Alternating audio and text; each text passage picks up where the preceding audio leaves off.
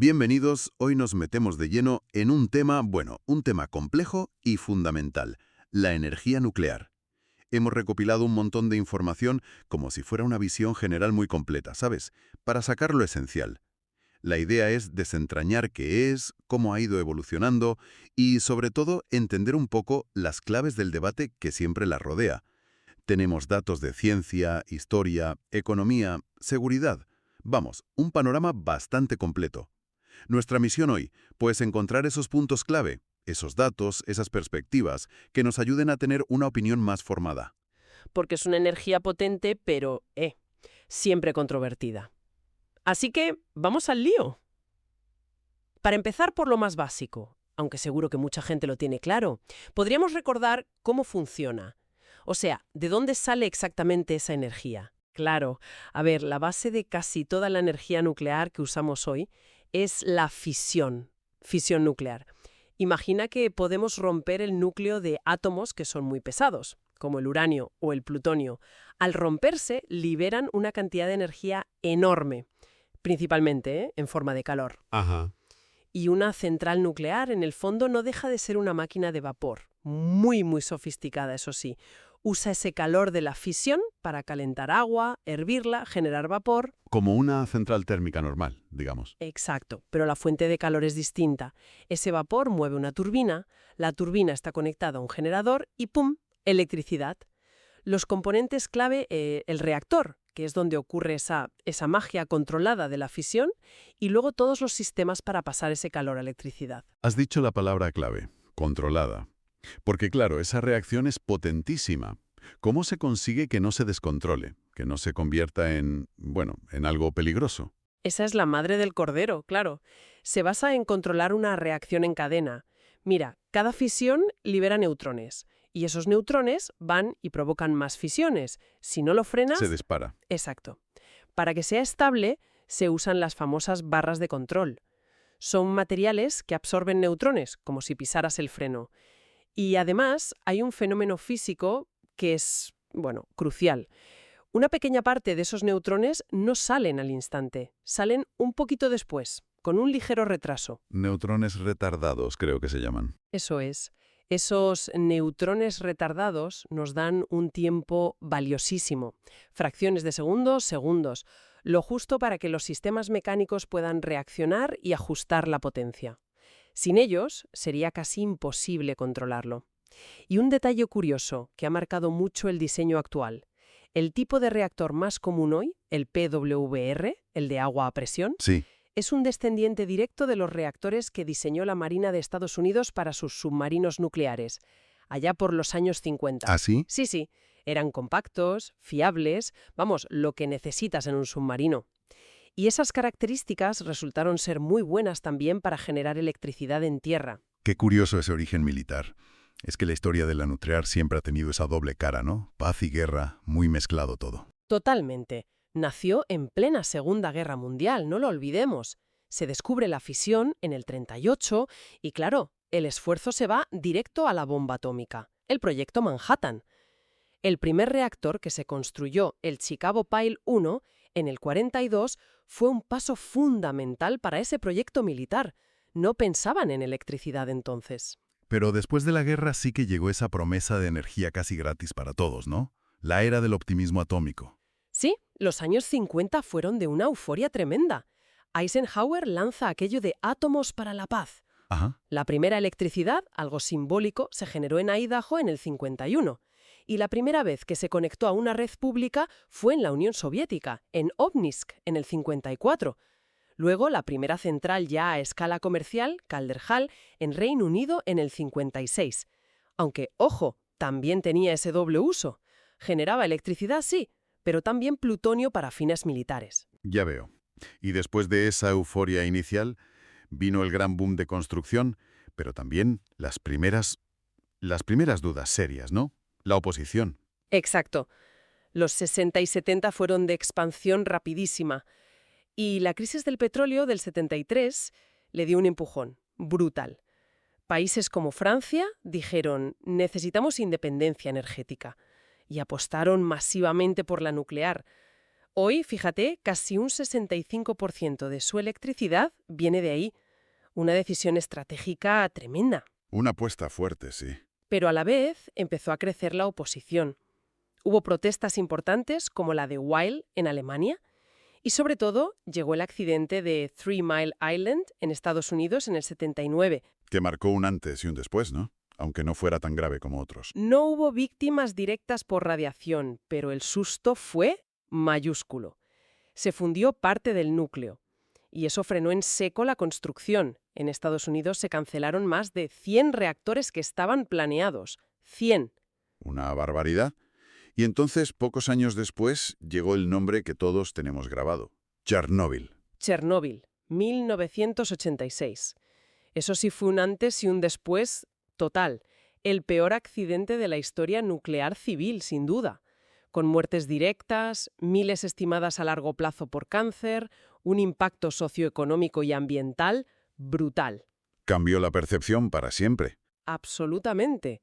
Puso la seguridad en el centro de todo, impulsó la cooperación internacional, se creó la WANO, la Asociación de Operadores, y el rechazo social se disparó.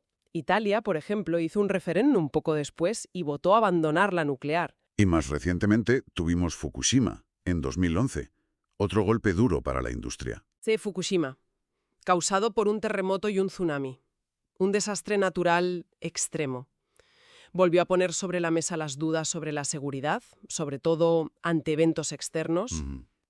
Y tuvo consecuencias políticas también, ¿no? Sí, claro.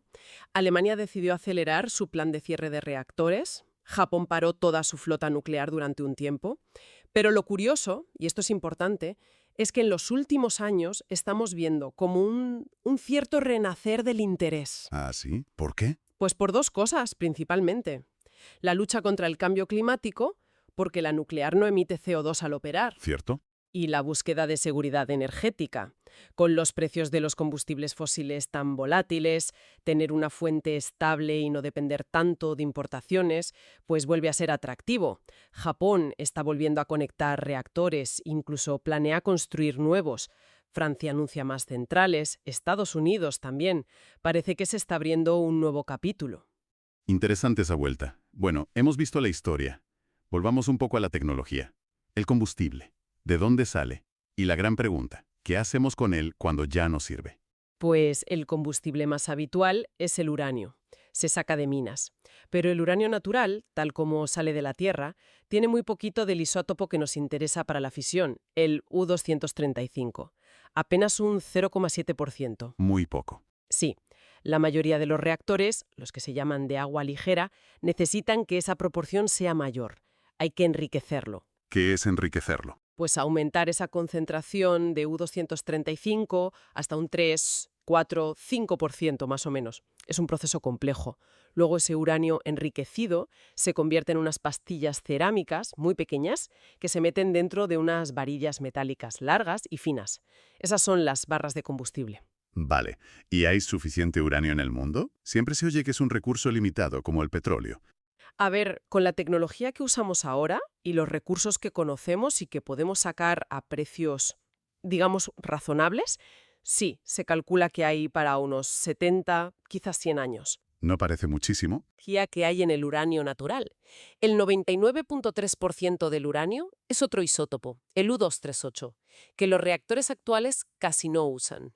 Ah, vale. Si desarrollamos otras tecnologías, como el reprocesamiento del combustible gastado o los reactores llamados rápidos o reproductores, breeders, que sí pueden usar ese U-238, entonces los recursos se multiplican por 100 o más.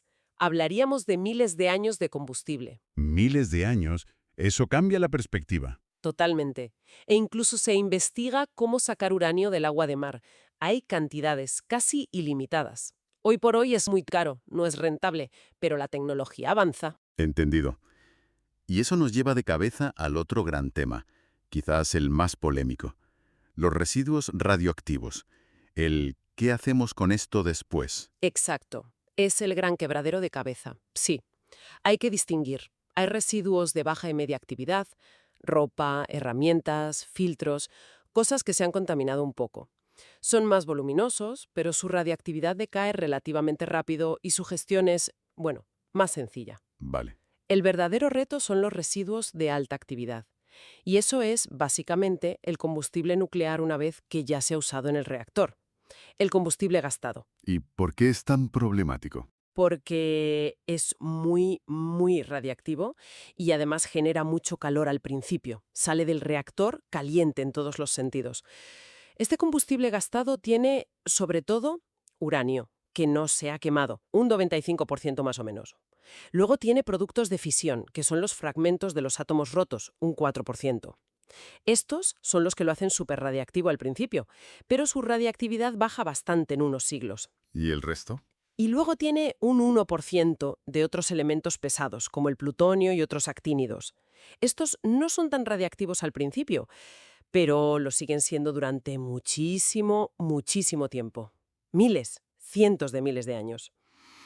Uf, eso es mucho tiempo. Es una escala temporal que nos cuesta imaginar, claro. Primero, ese combustible gastado se guarda durante años en piscinas de agua dentro de la propia central. El agua refrigera y blinda la radiación. Después, cuando ya se ha enfriado bastante, se mete en contenedores secos. Son como unos termos gigantes, muy, muy robustos, de acero y hormigón. Ahí se pueden quedar décadas. ¿Y después de esas décadas, cuál es la solución final? Pues aquí hay dos enfoques principales. Uno es el reprocesamiento. Países como Francia lo hacen. ¿Qué es reprocesar? Separar los componentes del combustible gastado.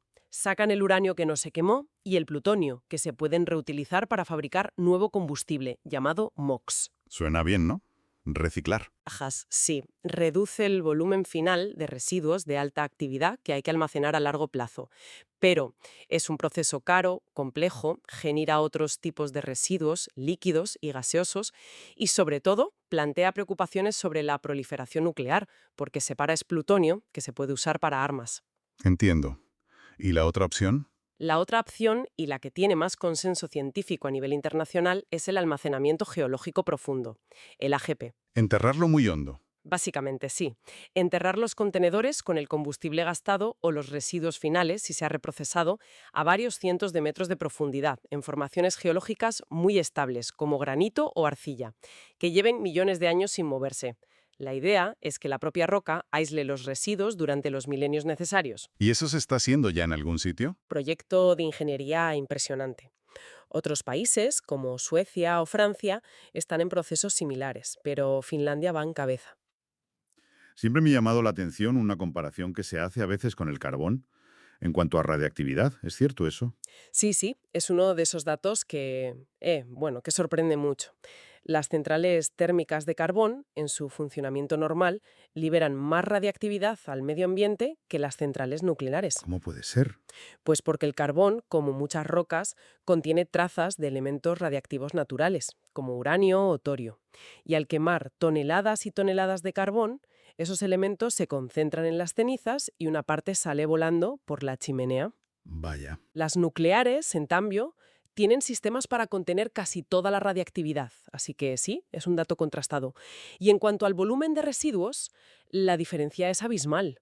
Sí. Se suele decir que toda la energía que consumiría una persona en un país desarrollado durante toda su vida, si proviniera de energía nuclear, generaría un volumen de residuos de alta actividad similar al de una lata de refresco. Una lata. Es poquísimo. El volumen es muy pequeño comparado con la energía que se obtiene. El problema no es el volumen, es la gestión segura de esa pequeña cantidad durante muchísimo tiempo. Esa es la clave. Hablemos entonces de seguridad, que es probablemente la preocupación número uno para mucha gente. ¿Cómo se garantiza o se intenta garantizar que una central nuclear sea segura? La filosofía es la defensa en profundidad. Poner muchas barreras, muchas capas de seguridad, una detrás de otra. ¿Cómo cuáles? La propia física del reactor. En muchos diseños modernos, si la temperatura sube demasiado, la reacción de fisión tiende a frenarse sola. Es una característica intrínseca. Segundo, tiene sistemas activos. Las barras de control que ya mencionamos, para parar la reacción en seco si hace falta. Sistemas de refrigeración de emergencia con bombas, depósitos de agua. Y todo por duplicado o triplicado por si falla uno. Redundancia, ¿no? Mucha redundancia, sí.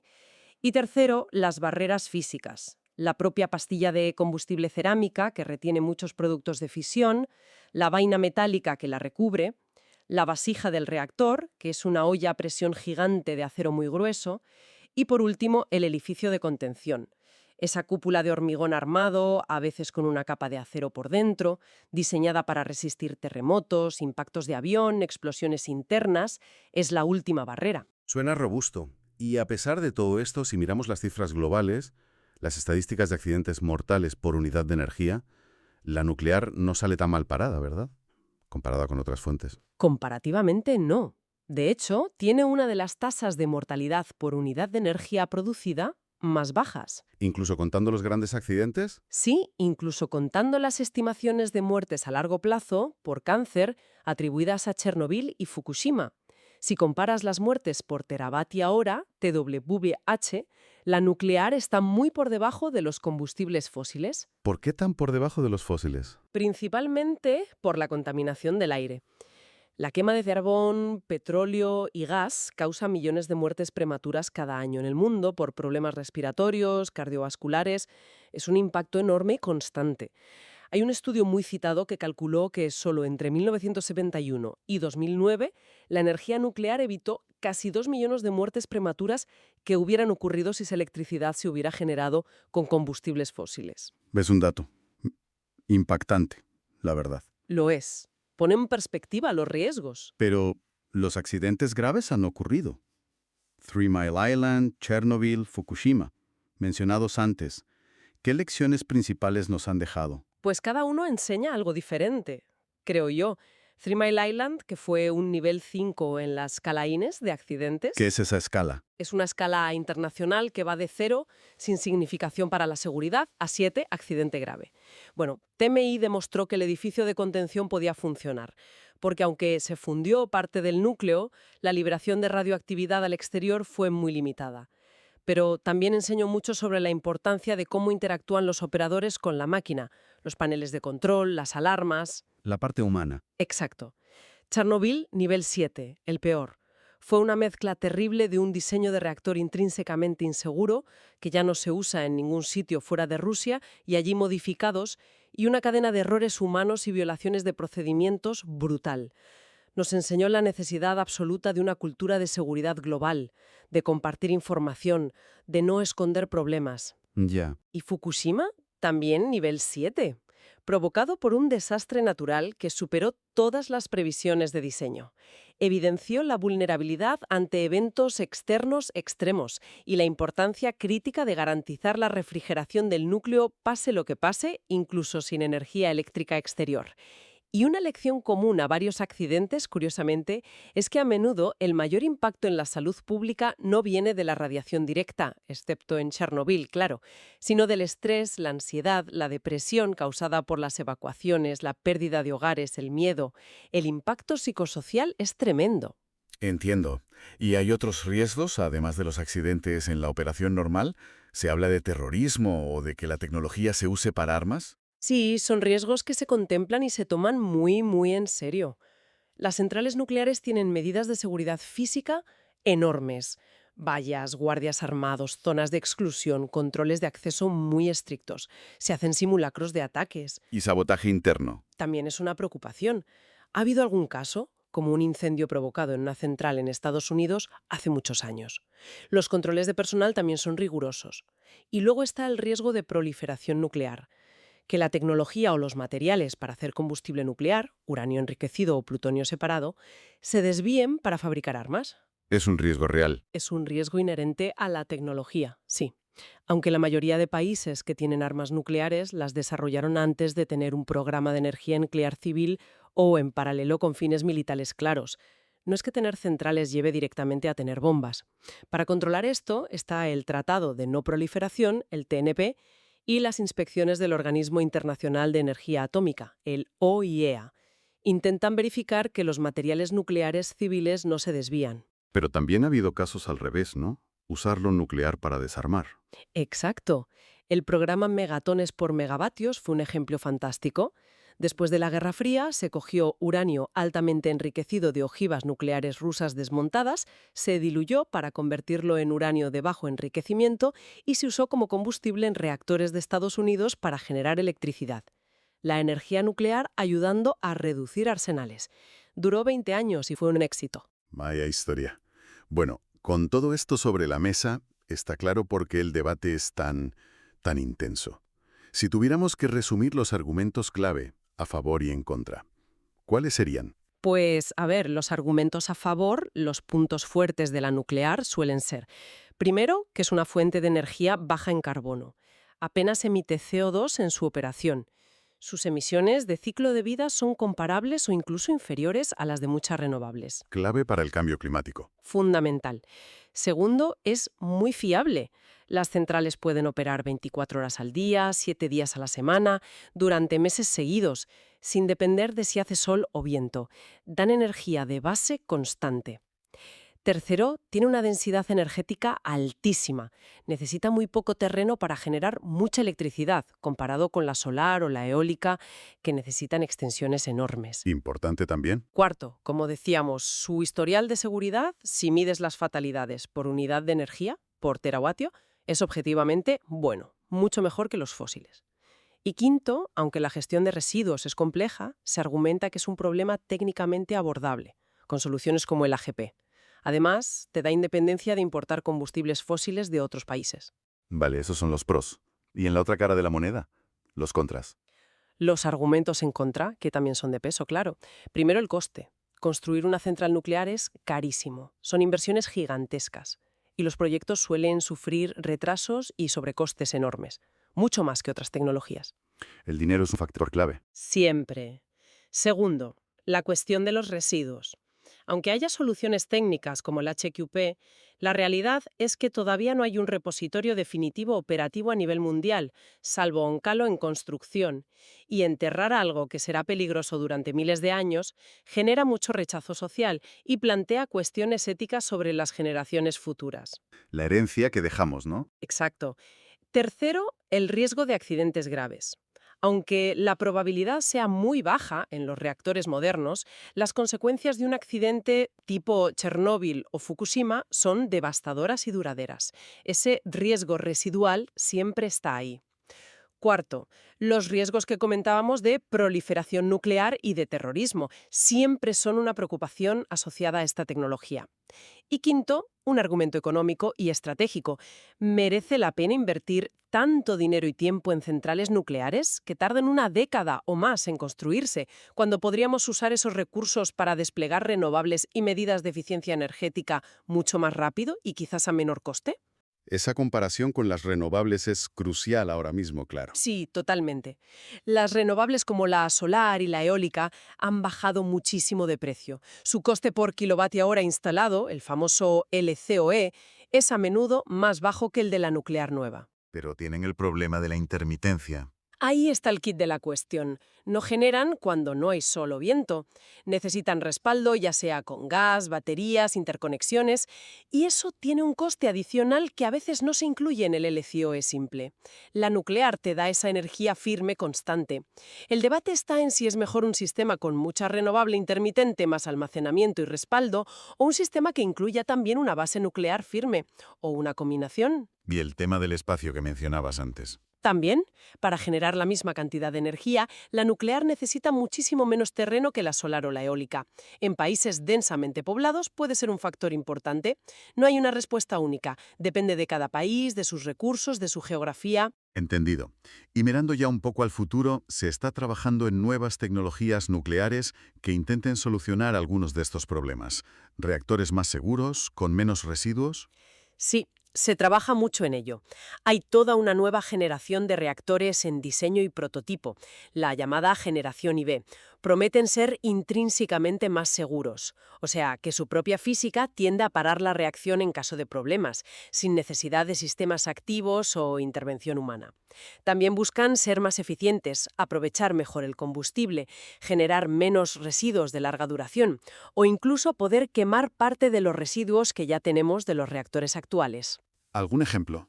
Pues hay diseños muy variados. Reactores rápidos, refrigerados por sodio o plomo, reactores de muy alta temperatura, reactores de sales fundidas. Algunos podrían usar torio como combustible en lugar de uranio, que es más abundante y genera menos residuos de larga vida. Suena prometedor, pero están cerca de ser una realidad comercial. Algunos están más cerca que otros. Hay prototipos en construcción o funcionando en Rusia, China, pero para un despliegue comercial a gran escala aún faltan años, probablemente una década o más para los primeros. Y luego está el gran sueño tecnológico, la fusión nuclear. La energía de las estrellas, ¿no? Exacto. Unir núcleos ligeros, como los de hidrógeno, en vez de romper núcleos pesados, es el proceso que ocurre en el Sol. ¿Y qué ventajas tendría? Sobre el papel, muchas.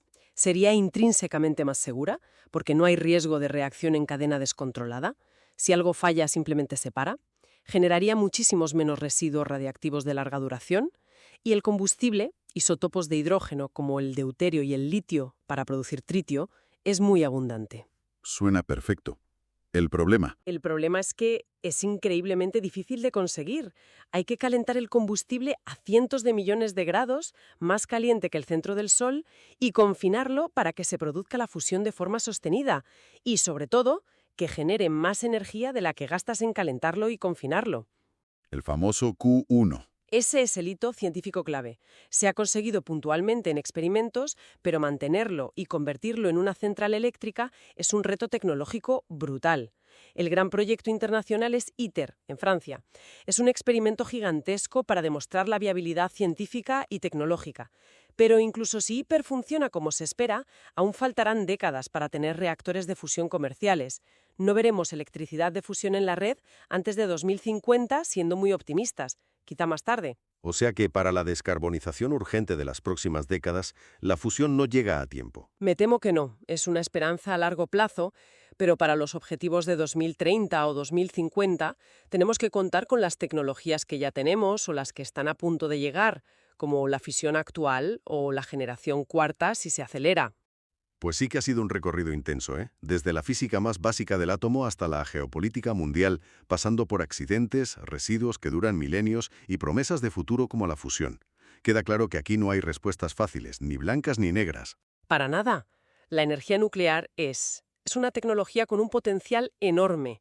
Puede generar cantidades masivas de electricidad sin emitir carbono, de forma fiable. Eso es un punto muy fuerte hoy en día. Pero arrastra consigo desafíos muy importantes. El coste inicial, la percepción pública de la seguridad, que no siempre coincide con el riesgo real, y sobre todo esa gestión de los residuos a una escala de tiempo que nos cuesta muchísimo asimilar como sociedad. Y para terminar, quizás podríamos dejar una pregunta flotando en el aire para quien nos escucha. En esta carrera contrarreloj que tenemos para descarbonizar nuestra energía y frenar el cambio climático, ¿cómo deberíamos como sociedad ponderar los riesgos de la energía nuclear, tanto los reales como los que percibimos, frente a sus beneficios demostrados para reducir emisiones y contaminación del aire? ¿Qué papel tiene que jugar la evidencia científica por un lado y la percepción pública, los miedos, las esperanzas, por otro, a la hora de decidir qué fuentes de energía usamos en nuestro futuro? Ahí queda eso, para darle una vuelta.